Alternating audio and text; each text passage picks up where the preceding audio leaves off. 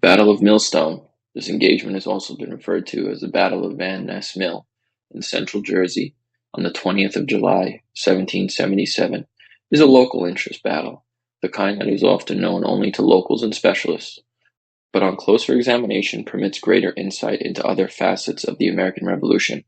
By one account, there were 1,331 military engagements in the war throughout the colonies. In New Jersey alone, at least 500 separate military incidents have been identified.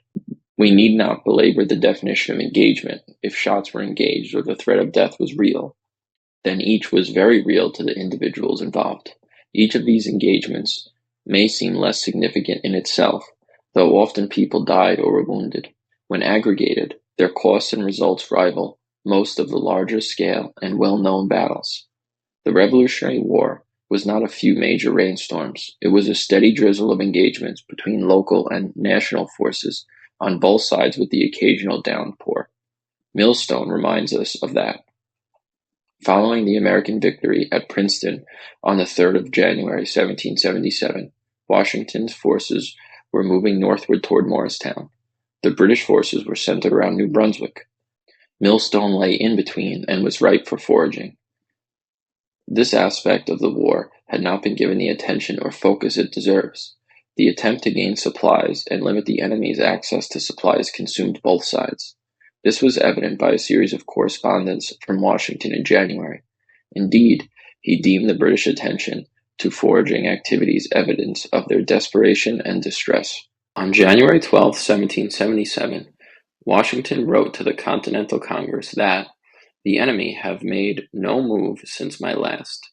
By every account, they begin to be distressed, particularly for forage, of which there is little or none remaining in the small circle they possess, except salt hay. General Heath was beginning to move down towards Kingsbridge.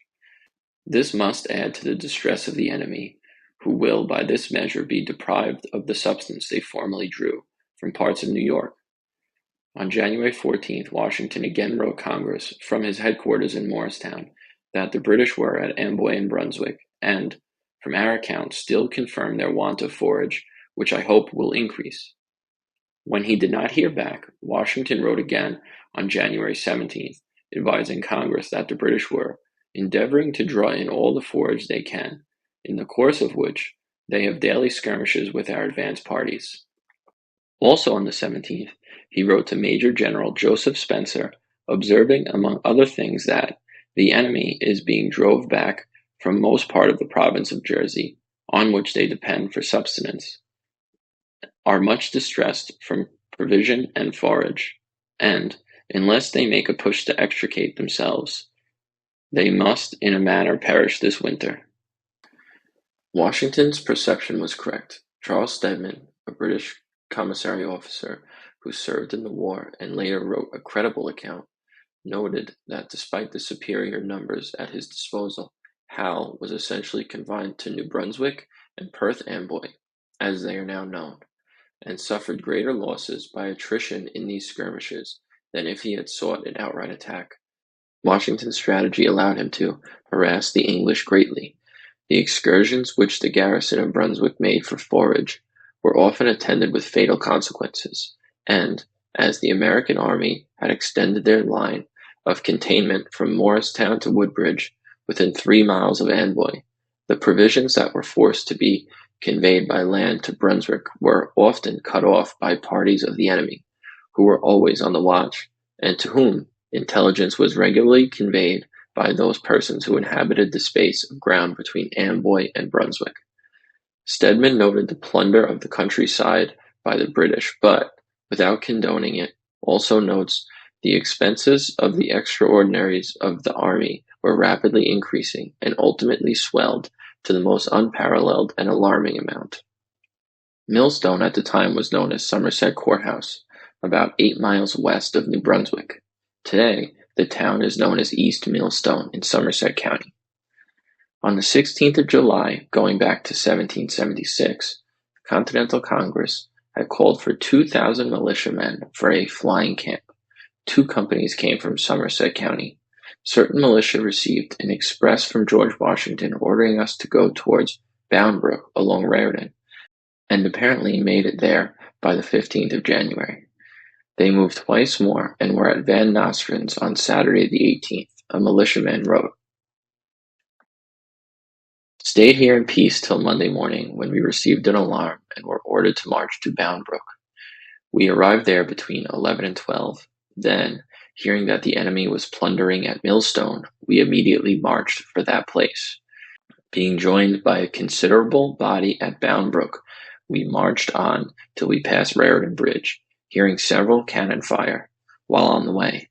After crossing the bridge, the battalion I was in was taken off for the left wing.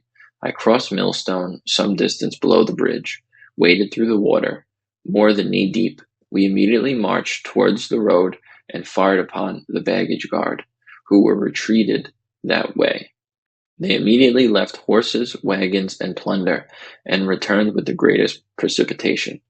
The main body of the enemy lay just over south of the bridge, before we crossed the river below. Our main body began the attack at the bridge with one field piece, and made the enemy give way. They continued their fire upon the enemy some time.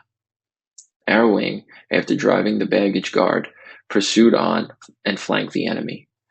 After a short engagement, finding ourselves greatly overpowered with numbers, we received general orders to retreat, having had 1 man killed and 2 wounded, and we had taken 2 of the enemy prisoners. We then retreated back to the river, lest our retreat should be cut off. But finding the enemy did not pursue, we rallied again, with as many of our men as we could collect, and marched on towards the enemy the second time. But when we came in sight of them, they got possession of an eminence in the end of a clear field, with 1 or more field pieces, and poured down their grape shot upon us briskly. Then, finding in vain to attack them with our little body, under so great a disadvantage, we immediately retreated back, and most of our men went over the river up into a clear field, to where our main body had by this time collected. They all formed again, and came round over the bridge to take off the plunder. While the main body were there forming and coming round, 6 of us that remained, thinking our main body was quite gone off, set to taking off the baggage wagons by hand, down to the river. We got off 2 with great number of bags, chains, etc., and were going back for the 3rd, when our main body came up, and soon took off the remainder. We then all came off with our plunder to headquarters.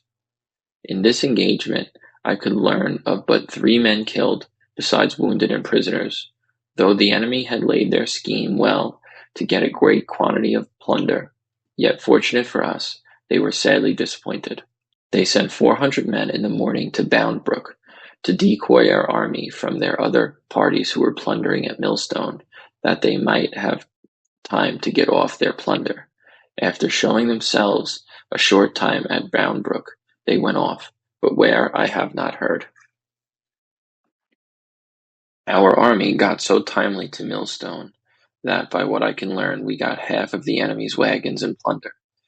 We took several of their English wagons, and others, likewise a great number of new sacks of wheat, flour, meat, horses, cattle, sheep, hay, and several other articles, which we found scattered every way along the streets and through the woods, where they had thrown them away in their haste.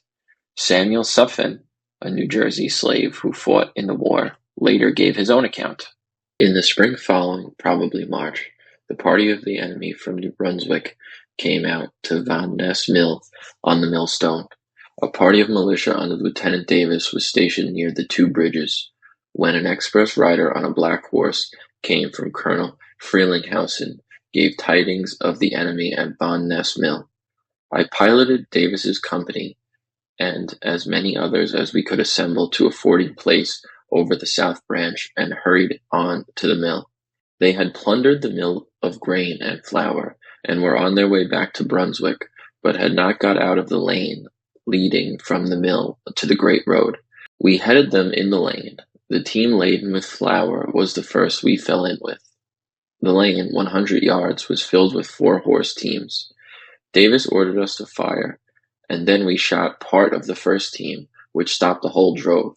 The drivers left their teams and ran. A guard escorting the teams made their escape.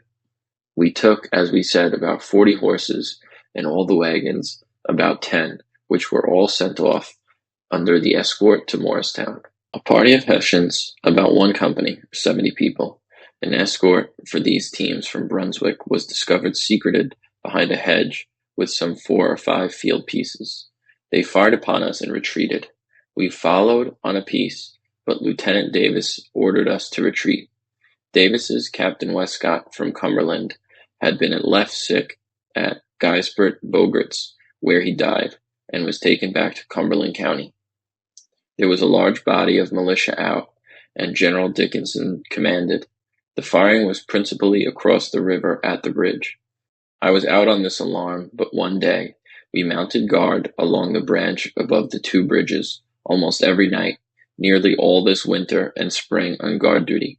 Captain Jonah Ewald, an articulate Hessian diarist, does not note this exchange on the 20th, but did note an exchange on the 13th of January at Bound Brook and Quibbletown, after which the Jaeger post duty now became quite serious, since Bound Brook and Quibbletown was less than an hour's march away. The teasing now occurred daily, and when they did not visit us, we rendered the honors to the Americans. Not only did the men have to stay dressed day and night, but they had to be kept together, the horses constantly saddled, and everything packed. British engineer Lieutenant General Archibald Robinson's diary entry for the 20th of January 1777 noted the engagement based on second-hand reports. Interestingly, and despite Washington's often critical comments about the performance of militia units, the reports reaching Robinson spoke so well of the American militia units that they were mistaken for the Continental Army. Lieutenant Colonel Abercrombie, with 500 men, went on a foraging party towards Hillsborough. Part of his corps was attacked by the rebels, which occasioned such disorder amongst the wagon drivers that 42 wagons were left behind. An anonymous letter, published in the Pennsylvania Journal and the Weekly Advisor on January 29, 1777, gives a slightly different but more detailed account. Last Monday, part of the Jersey militia, consisting of about 400 and about 50 of the Pennsylvania riflemen, marched to attack a body of the enemy, consisting of about 600, who were posted at a bridge near Millstone River, near Abraham Varnett's mill, which is 2 miles from Somerset Courthouse. In order more effectually to prevent our men from crossing, the enemy had placed 3 field pieces on a hill, about 50 yards from the bridge. When our men found it impossible to cross there, they went down the river, broke through the ice, waded across the river up to their middles, flanked the enemy, routed them, and took 43 baggage wagons, 104 horses, 115 head of cattle, and about 60 or 70 sheep. We lost 4 or 5 men. We took 12 prisoners, and from the best account, the enemy had about 24 or 25 killed and wounded. A man who came from Brunswick this afternoon says, the enemy allow that they lost 35 or 36 men, but say the rebels lost 300. There were not more than 400 of our men crossed the river. The enemy report that they were attacked by 3,000 of General Washington's troops there, and were absolutely certain they were not militia. They were sure that no militia would fight in that way. Finally, we have Washington's report to the Continental Congress on the 22nd of January, 1777, which complimented the militia. I have the pleasure to inform you that General Dickinson, with about 400 militia, has defeated a foraging party of the enemy of an equal number, and has taken 40 wagons and upward of 100 horses, most of them of the English draft breed, with a great number of sheep and cattle which they had collected. The enemy retreated with so much precipitation that General Dickinson had only an opportunity of making 9 prisoners. They were observed to carry off a good many dead and wounded in light wagons. This action happened near Somerset Courthouse on Millstone River. General Dickinson's behavior reflects the highest honor upon him, for though his troops were all raw, he led them through the river, middle deep, and gave the enemy so severe a charge that, although supported by 3 field pieces, They gave way and left their convoy. I personally love the Forage Wars and wish more information was available on the subject. The New Jersey militia was the David to the British Goliath, but the goal, instead of one blow, was death by 1,000 cuts. The militia only attacked where it would be successful for them. They did not do what the British wanted them to. They did their jobs and played a large part in the early success of the war. The British started to lose the war when the British lost the countryside. Once the British were confined to major cities or their own camps, it was just a matter of time before they were trapped in a city or would expend too many resources staying in one place, wasting away. We should honor these largely unknown heroes and remember the lessons they could teach us.